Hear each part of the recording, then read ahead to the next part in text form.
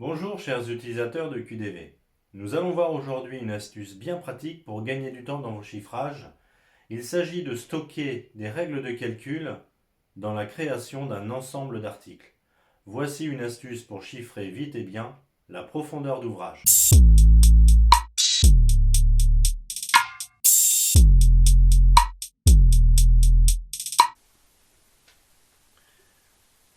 Voici le chiffrage d'une armoire avec tous les articles qui la composent dans un certain nombre de quantités. Imaginons que nous ayons besoin non pas d'une armoire, mais de deux armoires. Auquel cas, il faudrait changer la quantité ici et la multiplier par 2.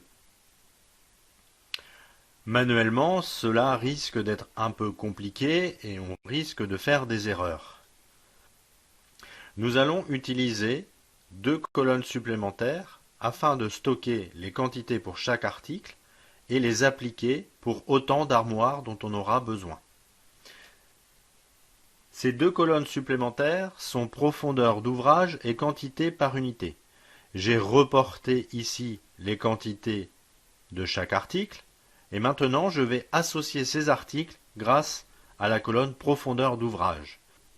Je mets la valeur 1 sur la profondeur d'ouvrage de l'ensemble, qui est l'armoire. Ensuite, je vais mettre 2 sur toutes les autres lignes. Bien sûr, les quantités dans la colonne quantité disparaissent puisque j'ai 0 armoire pour l'instant. Ici, si je mets maintenant une armoire, je retrouve mes quantités unitaires.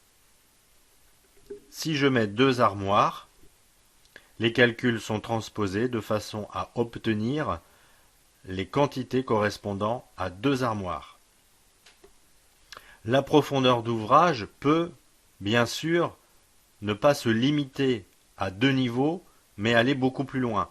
Par exemple, si on estime que cette quantité dépendra de l'article qui est juste au-dessus, à ce moment-là, je mets un 3 ici.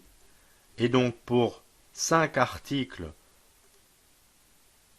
64 600, j'ai 30 articles 63 858.